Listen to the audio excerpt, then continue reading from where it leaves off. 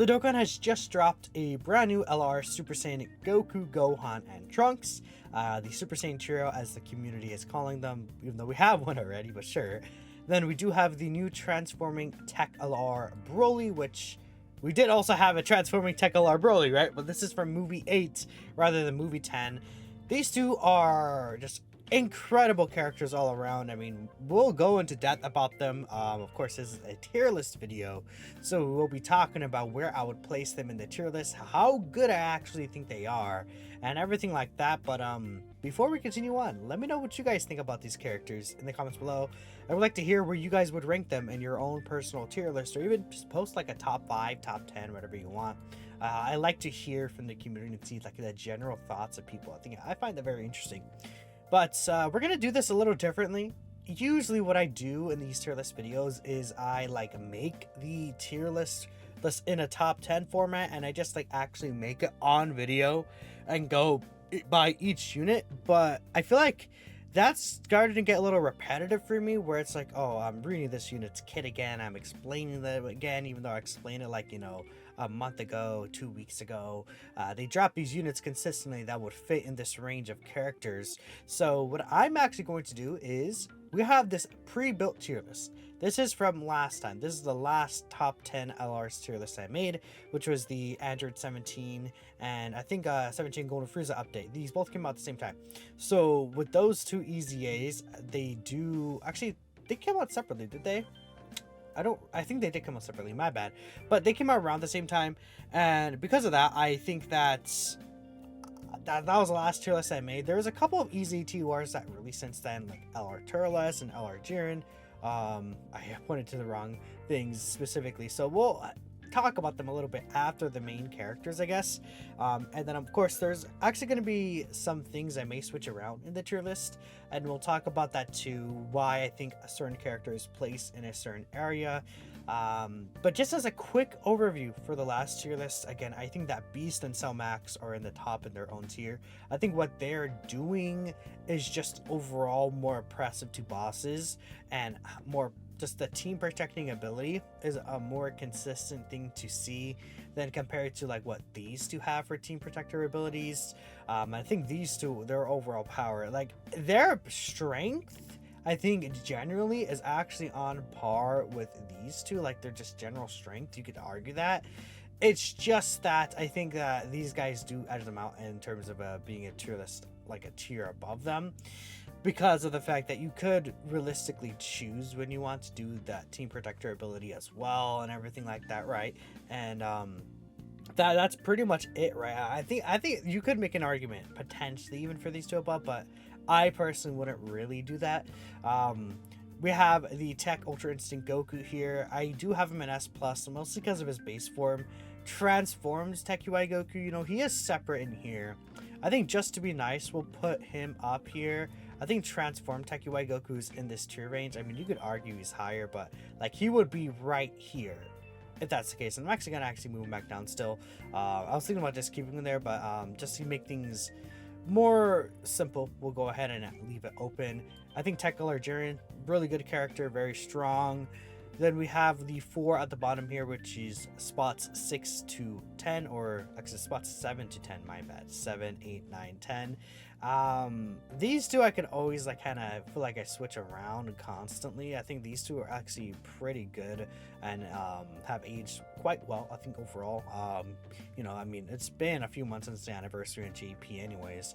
These two, again, I talked about them extensively in the last video, so I don't really want to go too in depth with them, but this character is practically like invincible in many situations besides slot 1. And then this character is a mega support character for arguably the best team in the game. You could argue Rhapsody Universe 7 is still the best team in the game even right now. This TEQ UI Goku leader skill, absolutely amazing. But you can kind of tell that all these characters have roles that could predominantly let them stay in slot 1 throughout the entire fight, arguably, or at least most of the fight. And then these characters don't. So, you know, that is another thing, right? If we're talking about best characters in the game. I think a slot 1 potential viability does matter. it does really do matter, right?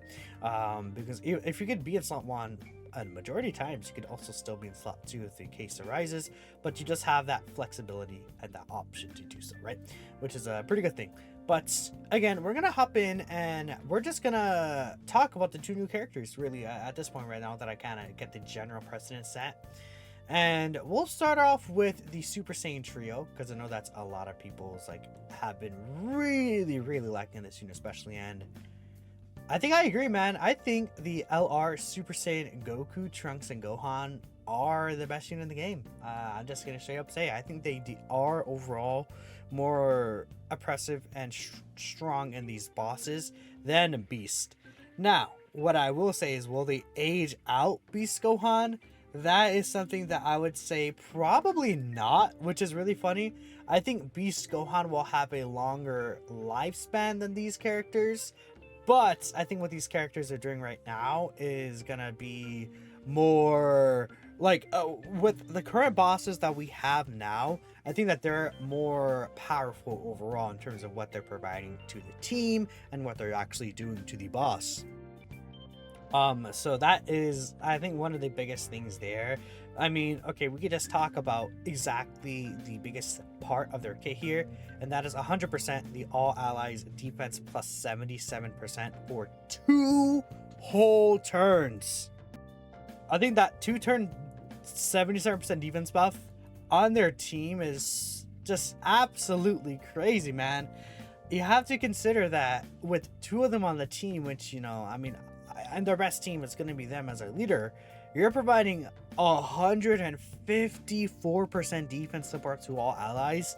Now again, there is a requirement of movie heroes and all its struggle, but it's like a lot of that team is composed of those characters, and you only need 1 on rotation. It's not really going to be hard to set that up. It's not like those categories have 0 characters that are good, right? I mean, Beast Gohan himself, he doesn't actually fit the leader skill, but like Beast Gohan is a movie heroes character. If you're running them, like maybe you will run them on the movie heroes team, right? Like a Blue Gogeta kind of setup, right? But this support ability allows them to really just like make all the other characters twice as good. I mean, there's characters that have aged out, you know, arguably at this point, that people are running on this team and people are successfully using on this team. I mean, I ran these guys. Like, I ran these characters in the Blue Evolution Vegeta fight yesterday, the one with the, you know, physical phase into the AGL phase. I ran this guy and I got, like, I know how to run. I mean, not that that's not possible with a character like Beast Gohan or anything like that, but like their influence is like that on every single turn for so many characters. You know, maybe LR Future Gohan. A lot of people don't really use this character as much anymore. He's on their team. He could be a lot better. Let's say a character like the LR Super Saiyan Trio. A lot of people are like kind of on them. But now with 154% defense support, it's like, okay, sure, why not, right? A lot of other characters probably could fit this kind of general role as well. I mean, you know, people started using GT Duo again. People started using the physical Super Saiyan 3 Goku and Super Saiyan 2 Vegeta again, right? You know, TEQ Broly will easy in. He will also fit this team. There's a lot of characters that really get a huge buff from this 154% defense, and again, it's not applicable to just the old characters. You know, new characters that are really good, that have the more complex passive and more multiplicative buffs, will also get a huge upgrade from 154% defense support. It's absolutely crazy. Then they're very slot 1, like they're very good at something. I've had them, like, I want to almost literally pull up the clip from my video yesterday where I took them into the Goku and Frieza fight, and being fair, I did also have Bulma support up, right? Bulma support up, I think that's a very important thing.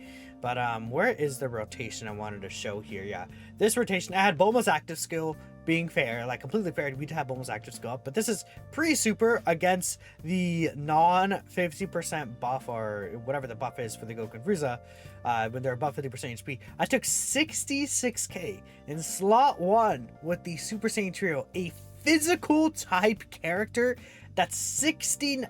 There's mine's 69% the dupe system. Mine's not even a rainbow with 2 dupes. I only have 1 dupe of this guy, and they lived 66k from an S tier super attack that, you know, still hits. Let me give you the exact number here, because of course we know like the big super attack hits like 5 to 6 mil damage, right? Which is a huge 9-day difference, by the way. It definitely does make a difference. Where is the new, there it is right there, the Supreme Battle, or Supreme Magnificent Battle, what it's called. Yeah, this is a, considering that they're STR, this is over 3 mil by a pretty decent margin, I would say. And they just tanked it. They ate it. They're like, yum, give me another one, sir. And then they're providing this also. Since they're slot 1, they're giving all superclass allies 30% attack and defense for the turn. This is multiplicative as well. So like, let's say if a unit gets 50% attack and defense for 1 turn, it's now 80% attack and defense for 1 turn, which, you know, this is a pretty huge thing. Like, that adds, the amount of defense this can actually add on top of the support they're giving is disgusting, right? It's very nasty. And then look, they just start doing the attacks like, what, this is an 18.7 mil attack stat, right? They are super effective. I'm not gonna say it's crazy. Like, here they do 0 damage, they can't even hit the Goku and Frieza threshold, but then they do a 11.7 mil attack stat right there. Then they do a 12.3 mil attack stat right here, and they're just tanking. I just I'm not gonna say the damage is like mega crazy like we've seen other characters like Adriel Broly. That's a mega crazy damage character, but you know, for a majorly support oriented character, they're really good. That's not even counting the standby skill, by the way, where maybe you could just be like, hey, I'm gonna stand by, I'm gonna have guard, I'm gonna have 59% reduction at 24 key. And one major thing I think people have to realize is they have this buff, 30% defense when receiving an attack for every 3 key. At 24 key, that means they get 240% multiplicative defense, which is huge. You see them, if you see them like at 500k defense, like start of turn, then, I mean, essentially with the 240% buff, that is getting them up to, what would that be, 1.5 mil? Because that'd basically be double. And then there's still more defense after that, because there's 40%. It's, a lot. It's a lot of defense. You know, of course, one reason why they're able to tank super so well is because they have 45% reduction against super attacks, given they have their full, you know, passive here, which is going to be very easy to get. They have the 2 additionals here. They could debuff bosses, by the way. Like, they do lower attack and defense, so if you get lucky with the additional supers against bosses that can be debuffed, they can debuff them. But yeah, and then Super Saiyan Goku is just nasty. Very easy to build up the charge counts. 3 with each attack they take, 2 per physical key sphere, and then 1 per non-physical key sphere. They change int to physical, which means that you're able to set up int orbs. There's a lot of physical orb changers on the team, such as, you know, physical God Goku is one. You can run Broly Trio if you really wanted. There are characters that could change rainbow orbs that are not physical to rainbow key spheres, right? So any other type that's not physical, such as Blue Gogeta does that. I don't recall if Blue Kalkin Goku and Evolution Vegeta do that. They are on the team. I think they just change a random type of key sphere, and it could be physical as well. Let me double check that here. Yeah, so it could be physical right here that they could change specifically. Where is it? Yeah, it's one thing that could be a little dangerous. If you have a rainbow orb changer, it could be an issue like Bulma. Bulma is probably one of the better characters on the team that can happen.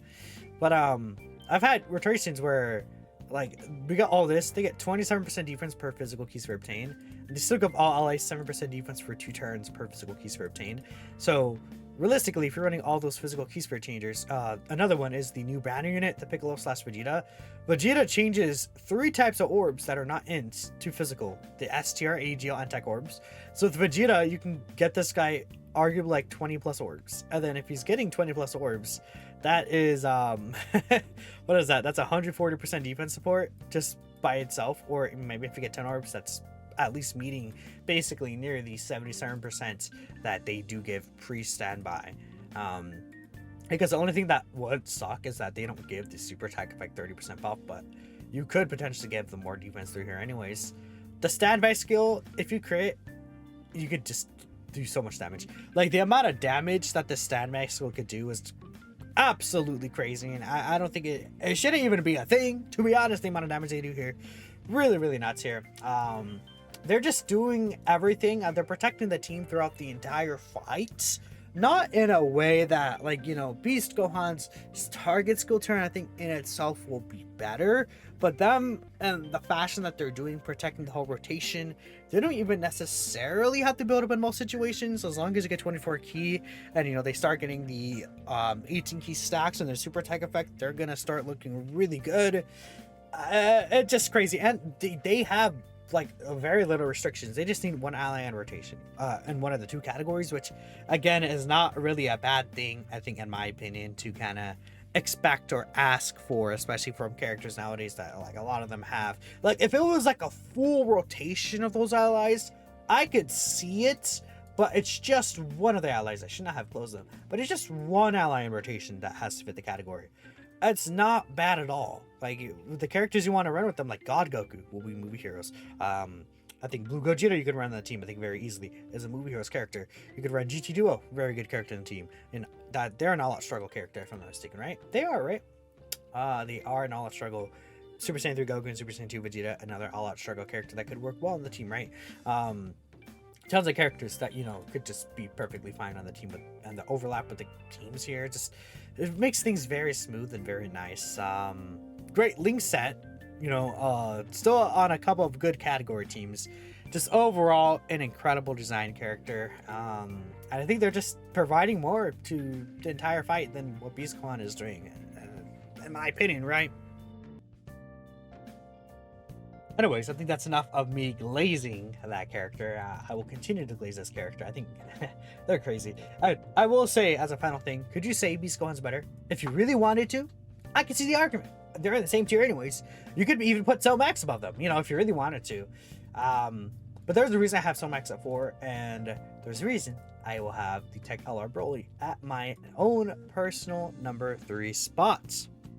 I think we kind of talked about a little, but it's kind of restrictions, right? And I know like these guys have a restriction, but it's not really that big of a deal. And I think what they provide will be more throughout the fight, I think, is kind of my whole argument there, at least my opinion. Broly has just no restrictions. He's I guess besides this turn count, you could argue you could transform whenever you want. With Broly, you just sit him in slot 1 turn 1 and he's invincible. Sit him in slot 2, he's also still very likely invincible. He's supporting turn 1, right? Broly, when he transforms, right, he has the 76% damage reduction. He's discarding in slot 1. He just like, there's no characters that has to be on rotation. He does have this where he gets 3 key and 50% crit chance against pure Saiyan Earthbred fighters. That's not really like end all be all. I've gone against fights that don't have pure Saiyan Earthbred fighters, and I haven't really had too many difficulties missing the 24 key. There are circumstances it can happen in. I'm not going to say it's like a 0 thing, because without that, right, you have only the 3 key until you build up this 5 key. And even with 5 key, let's say that's 8 key in total. That's then 8 plus the 6 would get to 14. Then let's say you do have Prepared for Battle and Shock and Speed active, that is 16 key. You still need to get 8 key to hit 24 key in that scenario. Movie bosses itself, I think, is another thing that could hold this guy back, because movie bosses isn't really in that great of a spot. Being fair, if we had like Turles on rotation or Broly Tree on rotation, it could make the key a lot easier. I just think this team needs to get better, but this team will get better. We know in Broly ZT is coming. Very likely part 2 we're getting another LR Broly. Very likely in part 2 we will get the TEQ LR Broly EZA, right? And it's like, oh, there's suddenly going to be a lot of these movie bosses buffs coming to this team, which will make things very, very helpful. I mean, with Broly, he's pretty much just invincible and doing like a billion gajillion damage. Another thing I should say is his active skill. Like, you could just use it on the next turn. Very easy, very simple. Considering you could transform Broly turn 1 if you wanted, the next turn is not bad. You can likely you'll see this on turn 5, because how Broly works is after the first turn you kind of are forced to transform him a little bit. You could maybe hide him around, but he's only gonna have 200% defense and guard, which is not gonna be good. He'll take like a lot of damage even from some of these weaker bosses. But yeah, once you transform this guy the next turn, he gets multiplicative key 3 and 26% attacking defense. Like, he doesn't even have to be slot 1 to be a good defensive character, by the way. Like, you can put him in slot 2. Slot 2, he gets the guaranteed super compared to the 50% chance you get when receiving an attack.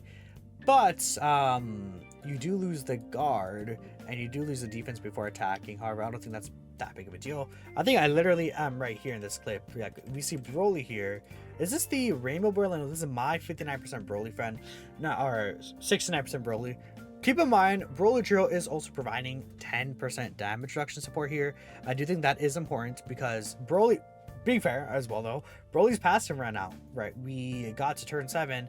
He does not have the extra 26% damage reduction at this point anymore. That is only a, I think it's a 3-turn thing. Yeah, for 3 turns. So let's say I transformed him in turn 3, then we had turn 5, and then those are the only 2 turns with his damage reduction. And then of course we see Blue Gogeta supers. My Broly got a double super here. This super attack hits really hard. Bam, we only took 100k. Now keep in mind, Broly Trio did debuff this guy a little bit, right? You know, we're not going to discount that, but he only took 100k, right, from that specific scenario. Without guard, and without guard and the extra damage reduction.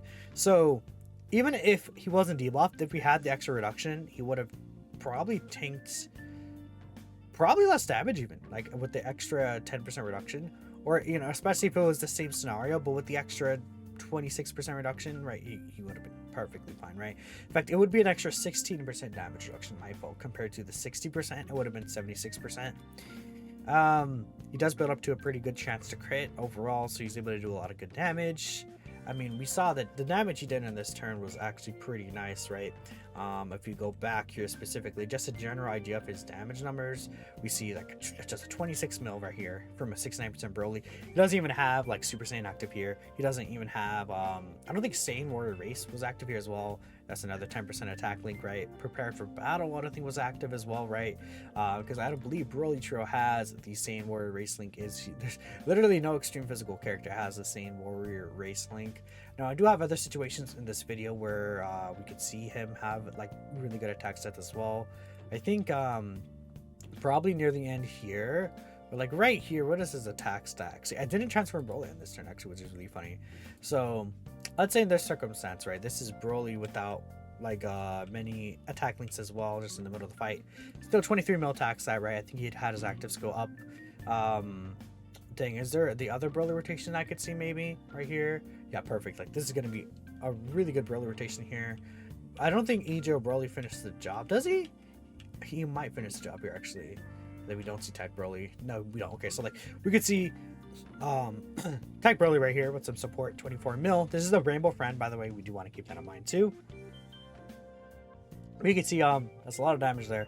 I think we grabbed physical orbs this turn as well. We only got physical orbs with the Broly Trio, which is why actually no, we did get some in orbs, so that did give defense. It did not give offense though. Offense is AGO and SDR, but I mean this guy's just like invincible against any super, especially in slot 1. Like he's not taking damage. Like he's guard with 76% reduction, and then he has like what, probably like 800k defense plus before he attacks, right? He's really good. Did not mean to click that. Very stupid character on a lot of teams. Just a great extreme class buff because he's still supporting extreme class here, which is very helpful. He's just so good. He's really, really, really powerful. So I would say I do like him better than Cell Max. The reason why I don't like him better than Beast Gohan is because I think that Cell Max, it's kind of like the team protector abilities. I think these two just help the team out more. Now you could say Cell Max, why isn't Cell Max above him? Because Cell Max also has team protector. I feel like Cell Max's team protecting ability is more difficult to get off than Beast Gohan's, and of course then the Super Saiyan Trios, who's just always active during the entire fight. Especially on this new team, right? Super bosses you can get at turn 4, but on movie heroes it's turn 6, so you don't really see that too often. And Cell Max is very restricted. You have to run a super specific team. Now again, on Broly's team and both Broly's teams, funny enough, like it's not that big of a deal because super bosses now is in a good spot, and movie heroes movie bosses in a good spot. But like if part 2 LR, you know, is another villain leader, it's going to be likely that you might not be able to even run Cell Max because you might want to switch in some other characters, right? Because Cell Max is on the new category, the It doesn't list it here, but there is a new category team. I think it's something power. What's the exact name here? We can actually literally bring it up, and then we'll end things here. I think we'll put our list there real quick as well. Actually, I want this video to get out before the Stop Wants to Be podcast, which starts very soon, or maybe it'll go up before then. Who knows? During then is what I was trying to say. Where are the categories? They're actually right here the whole time. So let me uncontrollable power right here. He's on this team, but it's like a lot of this team isn't gonna be movie bosses potentially, and if you have to like switch 1 or 2 units in, it's gonna be an issue. Like what if you have to run a Majin Tech exchange boo and then a physical boo tanks kind of rotation? I don't know. And otherwise this team will just end up being movie bosses anyways. So right, yeah, I think you guys kind of see where I'm coming from. But yeah, the restriction I think is where I'm like, I think I like Broly more than this guy and these three, because they're all on the same level of power, but I think Somax has that a little bit higher of a restriction. For Turles, we'll just put Turles. I think Turles could fit right here. I don't think he's as good as these characters. I think Turles could fit here though, especially I'm gonna give him the benefit of a doubt. He does have a good team now. He does work well on the team. He could be in a much better spot, but I don't think it's enough to put him in A tier. I think he still would be like an S tier classified unit. They did a great job with his EZA. I would probably say he's probably better than these guys. Broly Trio probably better than Turles. I mean, Jiren, you know, not gun there, right? Jiren's kind of like whatever. Gamma is probably up here though. I would say SJY, Ginyu. You know, the bottom tier doesn't really matter. It's really like the top tier, because this is where a lot of the changes are. Do you want to say Broly and Gogeta are better than these two? If you want to, I think you could make the argument. I think some people would argue that they're better. It's kind of situational on how you feel. I like these two better just because I feel like overall through the fight, they're going to be more consistent, both defensively and offensively, actually. But let me know what you guys are thinking. Thanks for watching, and I'll catch you in the next one. Peace out.